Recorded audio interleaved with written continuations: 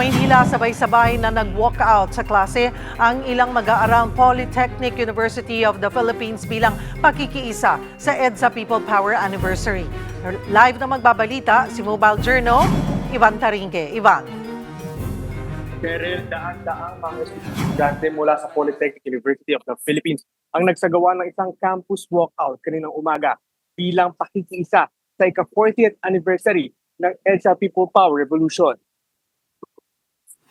Nagkilos protesta sa loob at labas ng PUP Mabini campus sa mga estudyante kasabay ng paggunita sa makasaysayang People Power Revolution. Pitpit ang kanilang mga placard, ipinahayag ng mga estudyante ang kanilang paninindigan laban sa iba't ibang isyu ng bayan, mula sa korupsyon hanggang sa mga usaping panlipunan. Pansamantala rin nilang hinarangan ang isang pangunahing kalsada sa loob ng campus kung saan nagsagawa sila ng halos 30 minutong programa.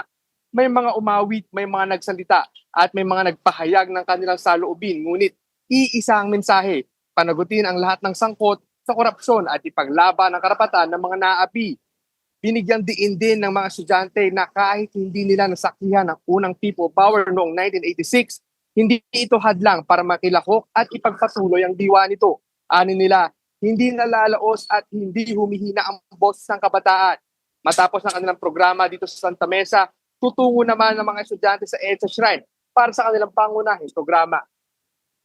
Cheryl, kanina habang nagmo-monitor tayo dito sa may harapan ng PUP, makikita natin itong entrance na to, dito hinarangan ng mga estudyante yung kalsada. At kasunod nga niyan ay yung pagdating ng sunod-sunod na bilang ng mga jeep kung saan, nung tinanong nga natin, yung isa doon sa mga jeepney driver, ayon sa kanya, nirentahan daw sila para dalhin yung mga estudyante doon sa EDSA Shrine para nga sa gaganapin na kanilang main program. Cheryl?